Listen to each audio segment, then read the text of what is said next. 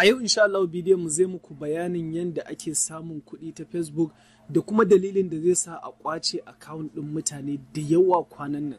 Da haka ku kasance da mu har ƙarshen bidiyon nan don ku ji dalilan da zai sa hakin ya ƙara a kwanan nan da kuma dalilin da ya sa Facebook zai fara biyan mutane kuɗi. Kasance da mu.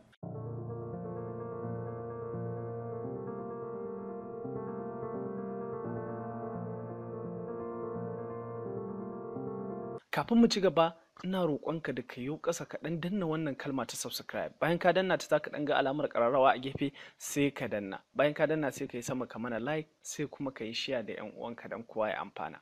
Wannan aiki ba zai ɗauke ka ko sakan uku ba.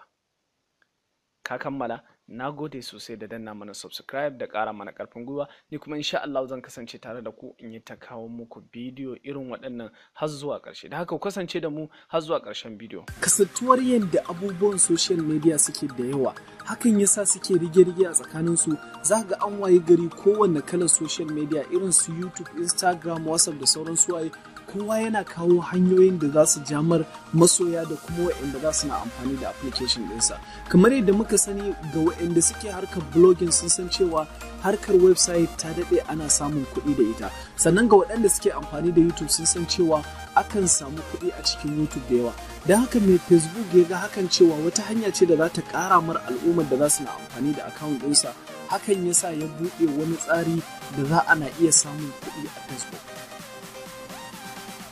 A shekarar zuwa tun daga kan 2014-15 zuwa 16 a wa'annan 'yan shekarun kamfanin Facebook ya yi wani tunani da ya ce ya kamata a ce ya fara biyan mabiyansa kuɗi saboda kamfanin Facebook yana ɗaya daga cikin kamfanin da suka fi kowane yawan mabiya a duniya, sannan kuma kowa yana shiga cikinsa ya fito ba tare da an mar komai ba. A zamanin baya za ga an waye gari mutane da yawa sun mallaki group ko page wanda yake da al'umma da yawa, sukan ɗora bidiyoyi, hoto ko kuma posting, amma a waye gari babu abin da suke samu a wannan abu. Hakan ya sa wasu suka fara saukawa daga wannan harkokin suna dawowa wasu harkoki da ake samun ci gaba irin Instagram ko kuma YouTube. To Facebook ya ga hakan yana sa yana rasa jama'o'insa, sai wannan tunani don ya ƙara bunƙasa kasuwancinsa sannan ya ƙara jawo jama'a sannan ya ƙara samun kuɗi a duniya shine ya fara biyan mutane kuɗi. A shekarun da ya buɗe wannan tsari ya fara da wasu manyan ƙasashe na Turai irin su America da Switzerland. Bayan waɗannan ƙasashe an fara da su, Facebook ya ga ci gaba sosai a wannan harkar, don haka kai tsaye bai yi ƙasa a gwiwa ba. A waɗannan ba a fi shekaru ɗaya ba ko wata tara sai ya ƙara wasu ƙasashe. A cikin ƙasashen Larabawa ya ƙara Saudiya, Dubai da kuma Jordan. Bayan ya ƙara waɗannan ƙasashe na Turai da na Larabawa sai ya ga abin ƙara ci gaba yake, yana ƙara bunƙasa, ana ƙara samun nasara da ci gaba. Hakan ya sa ya tunanin cewa a wannan 2019 ɗin zai ƙara ƙasashe da yawa. A da a Afirka babu wata ƙasa sai ƙasar South Africa kaɗai. Bayan wani dogon tunani da ƙara bincike da shekarar 2019 da ta zo a wannan watan da muke ciki, Facebook ya yi wani tunani sai ya ƙara wasu ƙasashe da yawa a duniya. Daga cikin ƙasashen da ya ƙara a Afirka muna da Ghana, muna da Kenya, sannan akwai ƙasar mu Najeriya. Yanzu haka maganar da nake muku a Najeriya idan mutum ya cika sharuɗan da Facebook suka nema zai iya samun kuɗi ta Facebook. Kafin mu yi bayani akan hanyar da za ta sa a yi wa mutane hakin, bari mu yi muku bayani akan dokokin da Facebook ya sa don a samu kuɗi a Facebook. Facebook ya ce ga wanda yake so ya samu kuɗi a cikin account ɗinsa na Facebook, na ɗaya ya kamata a ce ya mallaki feji. Ga wanda ba san feji ba, feji irin shine abubuwan da mutane suke buɗewa don suna ba da labarai ko kuma suna ɗora bidiyo ko hoto. Bari in ba ku ƙaramin misali mu ɗauka kamar Rariya. Wannan fejin na Rariya da kuke karanta labari feji ne, da haka feji yana da bambanci da group. Bayan ka mallaki feji a Facebook, ana da buƙatuwar fejin ka ya haura mabiya mutum 10,000, ma'ana like. A tabbatar da cewa likers ɗin da suke jikin fejin ka sun haura 10,000. Sharaɗi na biyu kenan. Sharaɗi na uku da ya sa shine mutum ya tabbatar ya ɗora bidiyo da ya samu 30,000 a wata 2 da suka wuce. Ba wai sai bidiyo ɗaya ba ko bidiyo 100 ka ɗora, in dai an haɗa biyu ɗin su ya kai 30,000 to ka cika sharaɗin da Facebook yake so a samu. Don haka game da wannan tsari insha Allahu a kwanan nan za mu yi cikakken bincike kuma za mu kawo muku hanyar da mutum zai apply da yadda za ka fara samun kuɗi ta Facebook da yadda za ka cika sharuɗan da yadda za ka yi komai. Amma yau ba wannan ne gundarin bayaninmu ba. Gundarin bayaninmu shine kasantuwar yanzu mai Facebook ya sanya Najeriya a cikin wannan lamarin. Hakan ya sa sai dai babbar matsalar da za mu fuskanta shine a yarukan da Facebook ya yarda da su, ma'ana bidiyo mai yaren da Facebook ya yarda da shi har yanzu bai sa yaren Hausa ba, amma akwai yaren Turanci. Ma'ana idan bidiyoyinka da Turanci kake zaka iya samun kuɗi, amma inda Hausa ne ba a zo lokacin ba.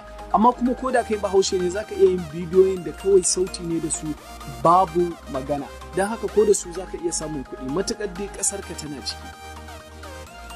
To me yasa muke so mu tunatar da mutane wani abu a nan wajen? Abin da yasa muke wannan bidiyo, kasantuwar Facebook yana neman pejin da ya haura mutum 10,000, don haka a cikin biyu za a yi ɗaya. Ko dai mutane su zo suna siyan pejin ku da kuɗi kaɗan ba tare da kun sani ba, kwanan nan za ku ga za ana yawan siyan pejin ku, don haka ku kiyaye. Yanzu za ku ga mutane suna zuwa za su na siyan pejin ku, wani zai ga cewa yana da peji kullum yana tura labari ana like ba abin da yake da shi, sai ya ji wani ya zo 5,000 10,000 sai da ta ai an ba shi wani kuɗi mai girma bari ya sai da wannan pejin nasa. ɗan uwa ka kiyaye kada ka je ka sai da pejin ka da wani karamin kuɗi sannan daga baya ka yi da na sani. Sannan na biyu, abin da zai faru haka su za su yi yawa, kasantuwar yanzu sun tabbatar cewa duk wani peji da yake da mutum 10,000 zai iya amfani a samu kuɗi da shi, don haka za su bazama a cikin Facebook. Duk wanda ya lago da account ɗinsa za su kwace account ɗin kawai don su mallaki wannan pejin nasa. Da haka duk wanda ya san yana da wani peji a cikin account ɗinsa ya tabbatar ya tsare account ɗinsa iya gwargwadon iyawarsa, wanda ya san ba za a yi hakin ba. Daga cikin hanyoyin da za ku bi ku kiyaye wannan matsalar, na ɗaya ka tabbatar ka sa email akan account ɗinka, yanda ko da an samu matsala za ka iya recovery ɗinsa ta hanyar email ɗinka. Na biyu, ka tabbatar lambar wayarka da take kan account ɗinka ka rufe ta, yanda wanda in ya ziyarce ka ba zai gani ba. Da date of birth ɗinka ka rufe shi, da duk wasu bayananka muhimmai ka tabbatar ka rufe su. Da wannan hanya in kai haka za ka rage ƙarfin yin ma hakin account. Sannan abu na ƙarshe, duk link ɗin da ka gani a Facebook baka yarda da shi ba, kada ka sake ka shige shi wai don ka ga wata scholarship ko wani neman aiki ko waye. Ka tabbatar ka yarda da linkin ka shige shi. Wannan shine abin da ya sa muka yi bidiyon mu na yau. Wassalamu alaikum. Ku yi subscribe din channel ɗinmu sannan ku yi share din wannan bidiyon don al'umma su amfana. Daga ƙarshe insha Allah ku jira mu a wannan channel don za mu kawo muku hanyoyin da za ka bi ka fara samun kuɗi a Facebook. Wassalamu alaikum.